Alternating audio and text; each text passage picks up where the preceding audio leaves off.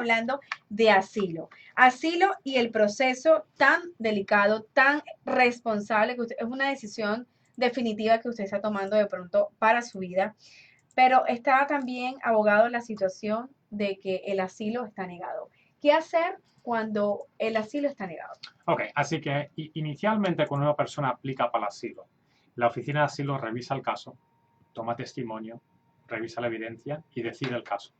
Tienen dos opciones. Pueden aprobar el caso o refieren el caso a un juez de inmigración. Así que ellos no lo niegan. Te llega una decisión que te dice, Que lo van te para estamos otro lado. refiriendo a la corte. ¿Okay? Y lo que ocurre entonces es, la corte comienza un proceso de deportación y una de las opciones que usted tiene en la corte es aplicar de nuevo para el asilo. Así que usted tiene la oportunidad de presentar su caso de nuevo, ¿okay? Basado en lo que dijiste en el primero, ¿no? Porque estamos asumiendo que dijiste la verdad, ¿no? Dijiste la verdad. La historia no debería cambiar. Claro, claro. Y entonces tienes la oportunidad de presentar el caso de nuevo delante de un juez. Y ahora es un proceso muy distinto, porque ya estamos delante de un juez, hay un fiscal, y es un proceso completamente distinto al proceso original, donde básicamente te estás entrevistando en una oficina con un oficial de inmigración que simplemente te está haciendo preguntas de lo que te ha pasado y el temor que tienes. Es un proceso completamente distinto. Entonces, cuando se llega a ese punto, ¿cuál es el próximo paso? Ya que estás con que te hacen entrevista, que te dicen todo. Así que si ellos deciden referir tu caso a la corte, entonces comienza un proceso de corte, donde va a haber múltiples audiencias y va a terminar con una audiencia final, donde usted va a tener la oportunidad de presentar testimonio, presentar evidencia, presentar testigos, y al final de esa audiencia o de ese caso, el juez va a tomar una decisión de o aprobarte el asilo o negarte el asilo. Abogado, pero ya cuando, o sea, si estamos hablando que ya pasó a donde un juez, es porque la primera persona que te atendió en la oficina, donde dice que es la primera entrevista, para él no era un caso creíble, ¿no? O sea, No es que no sea creíble, o sea, ellos tienen que determinar si te creen o no. La credibilidad es lo máximo. Si no te creen, pierdes seguido. ¿Okay? Te pueden creer todo lo que estás diciendo, pero tienes no que hay la demostrar que suficiente tu evidencia. temor, sea en el pasado o en el futuro, sea por raza, religión, nacionalidad, opinión política o porque es miembro de un grupo social. Así que uno de los problemas más grandes que hay en estos casos es que la gente piensa que ellos han sufrido persecución, ¿no? Porque tú tienes que demostrar persecución en el pasado o un temor de persecución en el futuro. Pero lo que nosotros normalmente definimos como persecución no es la definición legal de persecución, ¿no? Tú igual piensas, yo he sido perseguido porque han entrado en mi casa, me han robado, ¿ok? El hecho de que te han robado no es persecución, ¿ok? Para empezar, tienes que demostrar el por qué te robaron. ¿Fue por raza, religión, nacionalidad, opinión política o porque es miembro de un grupo social? ¿O simplemente era porque querían sacar dinero de ti? ¿No? Porque si es simplemente crimen, la ley dice eso no es suficiente para conseguir asilo. Así que yo muchas veces tengo gente que me viene... Casa, te iba a decir, múdate de casa. Gente me viene y me dice, a mí me han perseguido. Ha habido persecución en mi caso. Y lo primero es, bueno, ¿qué te pasó? Exacto. Porque la ley es muy específica cuando define persecución. ¿Okay? A ti te pueden golpear. Eso no es necesariamente persecución bajo la ley. Y esto son cosas importantes cuando estás preparando un caso y estás consiguiendo evidencia, que desafortunadamente estamos viendo que si no estás asesorado de una forma correcta, te crea problemas. Bien. Bueno,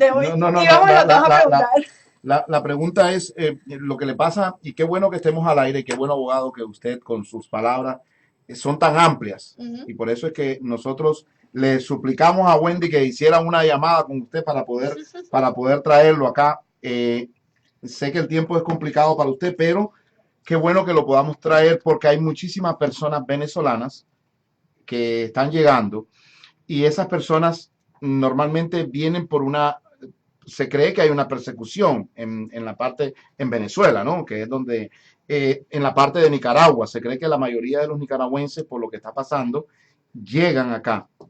Ahora, ¿qué pasa? ¿Qué posibilidades tiene un cliente cuando un notario ha tomado ese caso y en vez de beneficiarlo, lo ha perjudicado?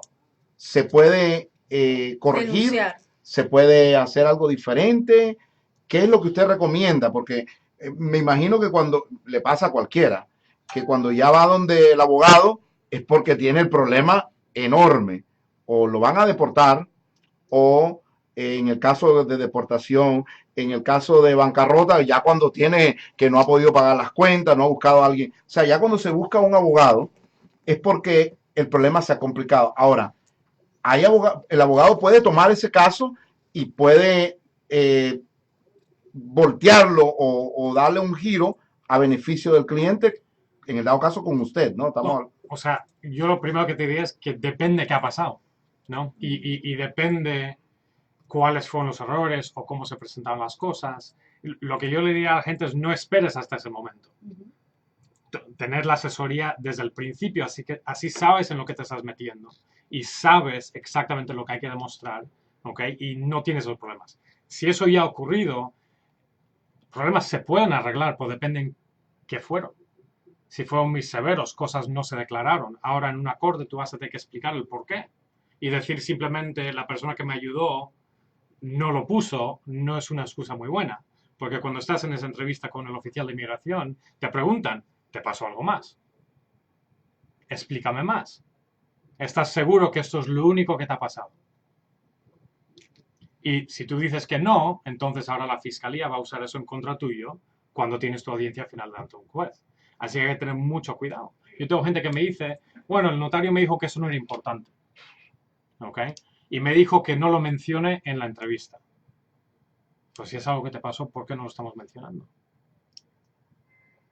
Y esos son los problemas que se crean después. Así que se pueden arreglar, pero depende qué es lo que ha pasado. Y una persona que viene, por ejemplo, en el dado caso de venezolano en este momento, en el dado caso de nicaragüense, ellos tienen acceso a poder tener meter un asilo.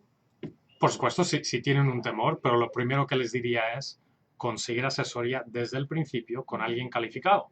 No tiene que ser conmigo, puede ser con cualquier persona que maneje estos tipos de casos. Nosotros solo manejamos temas de inmigración. Yo no me meto en ley civil, de hacer demandas y cosas así, porque eso no es lo que hago yo. Nosotros hacemos ley de inmigración. Y hay muchos abogados en esta ciudad que hacen mucho trabajo muy bueno. Desafortunadamente también vemos trabajo muy malo. Así que no hay que tener miedo de consultar con múltiples personas. Lo que sí le diría es, y esto veo mucho, si 5 personas te están diciendo lo mismo y la sexta persona te dice algo completamente distinto, que es lo que quieres oír, ahí tenemos un problema. Y le digo eso mucho a la gente. Quizás lo que yo te estoy diciendo no te gusta, pero es lo que es. Exacto. Quiero aclarar a la audiencia en este momento, Wendy, que no estamos abriendo las líneas telefónicas. Sí, porque ya las veo. Para eso deberían de llamar directamente al abogado. Y que vamos a dar el contacto más adelante y también explicar las 2 localidades donde están las oficinas para que usted pueda ir y tomar una asesoría desde el principio. Abogado, otro caso. Ya está la situación del asilo, está una situación complicada y hay unos miembros que están de pronto en el caso de ese asilo, vamos a quitar ya la palabra, de ese asilo completo, ¿verdad? El asilo tuvo un final con una orden de deportación, desafortunadamente hace años, pero ahora miembros de esa familia de pronto que estuvieron incluidos en ese asilo, se casaron o quieren hacer una petición de otro tipo. ¿Cómo quitar ese problema, esa cruz que hay de esa negación, de esa orden de deportación? Así que lo primero y lo más común que vemos es basado en peticiones familiares ahora de un familiar nuevo. Por ejemplo, la persona se ha casado o algo así, o tienen ahora un hijo mayor de 21 años que les puede pedir. Que los está pidiendo. Okay. Lo que le diría antes de entrar en el tema es, los casos de inmigración son como el ADN. ¿Okay? Tú puedes tener lo que tú crees que es el mismo caso que otra persona y es completamente distinto. Así que lo que le pasó a tu amigo no importa. Es lo que tiene que ver con tu caso. Y esto tiene mucho que ver con la pregunta que me estás haciendo.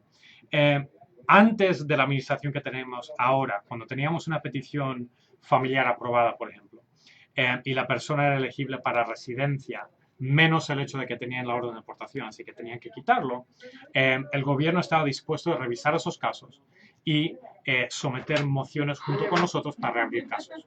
Bajo la administración de Trump, eso prácticamente ha desaparecido. Así que si tienes, por ejemplo, un familiar que te ha pedido y tenemos una petición aprobada, se puede intentar someter una moción para reabrir a la Corte de Apelación, por ejemplo, si perdiste tu apelación. Pero estamos viendo más y más que no están reabriendo los casos. Y si no reabren ese caso, ¿qué se puede hacer? Entonces, una de las opciones que tenemos depende mucho de cómo la persona entró a Estados Unidos, cuántas veces entraron, de qué forma entraron. Así que es una pregunta muy detallada e individual. Pero existe la posibilidad de pedir un perdón, que se llama, por ejemplo, un perdón I-212. Ese perdón lo que hace es, si tú sales de Estados Unidos con una orden de deportación, tienes 10 años que no puedes volver. ¿Okay? Aunque tengas la habilidad de poder sacar una visa, tienes una petición aprobada, tienes esa penalidad. ¿Okay? La forma de quitar esa penalidad es con un perdón que se llama una I-212. ¿Okay? Así que lo primero que se hace para esa gente es se somete a una I-212. Porque sabemos que si el caso no se reabre, ellos van a tener que volver a su país para procesarse. Y lo que no queremos es que salgan y ahora tienen una penalidad de 10 años y no pueden volver. Así que se pide primero este perdón I-212.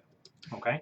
Si se les aprueba ese perdón I-212, y por eso te digo que los casos dependen de los detalles, posiblemente la persona tiene presencia ilegal, ¿okay? Porque se quedó más tiempo lo permitido o entró indocumentado y lleva todo este tiempo sin estado en Estados Unidos o con un estado deportado, que no es un estado. Así que lo que tienen es presencia ilegal. Si tienes más de un año de presencia ilegal, hay otra cosa que aplica a ti, que es otra penalidad de 10 años basado en el tiempo que estuviste aquí indocumentado. Así que lo que se hace para esta gente es, se pide un perdón I-601A, que les permite quedarse aquí mientras que piden ese perdón. Y una vez aprobado, ir a su país para procesar su residencia y volver. El problema con la I-601A es que si tienes múltiples entradas ilegales, no calificas. ¿Okay? Y solo ciertos miembros de tu familia te califican para propósitos del perdón. Porque con ese segundo perdón tienes que demostrar un sufrimiento extremo a un familiar calificatorio. Pero ese familiar solo puede ser padre o madre o esposo o esposa que sea residente o ciudadano. Los niños no cuentan. Así que tú puedes tener 12 niños, ninguno cuenta. Ninguno cuenta.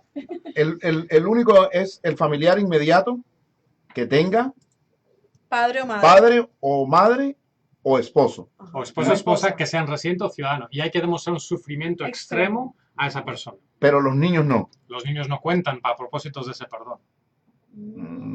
Ok, o sea que los niños simplemente el directo como padre, madre, esposo y esposo. Entonces muchas personas que tienen 2, 3 hijos realmente prácticamente puede ser que no califiquen. No califican para ese perdón. Pero por eso la asesoría legal es tan importante. Porque se revisan todos esos detalles y eso es lo primero que se revisa en una consulta. O sea y se ve si estos son opciones o no. No necesariamente, entonces eso... Normalmente, abogado, normalmente las personas tienen temor de ir donde un abogado porque le van a cobrar. ¿Qué es el honorario que usted cobra cuando usted llega a la primera visita al cliente? O sea, si nosotros referimos a una persona donde usted, ¿qué es lo que usted le cobra para darle una orientación a la persona? Nosotros en nuestra oficina no cobramos una consulta inicial en ciertos días, así que tenemos horarios específicos donde no cobramos una consulta. Pero es algo que, Giovanni, estamos hablando antes. Lo barato sale caro muchas veces. Y tomar una asesoría legal al principio, aunque te cueste algo, es mejor que meterte en algo sin saber. Hay veces que dice la persona, y esto se está haciendo, ustedes no cobran, pero en cierto horario, ¿no? Pero hay veces que la persona cree que porque no le cobran, la asesoría no tiene validez.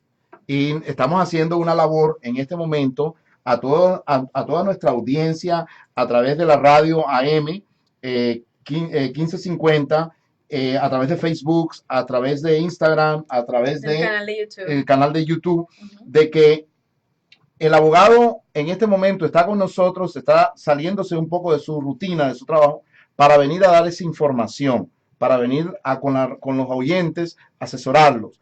Y nosotros buscamos la asesoría de personas profesionales y que estén en la rama de lo que necesitan. Quiere decir de que el abogado en cierto horario en su oficina no les cobra, pero como dice él, la mejor inversión que pueda hacer una persona es una asesoría que pueda recibir y decirle, mira, tienes este camino correcto que hacerlo. Normalmente las personas quieren irse donde un notario o un vecino que le dice, mira, mete el asilo político perdón, el asilo con esta iglesia o con este centro que nada más te va a cobrar la traducción.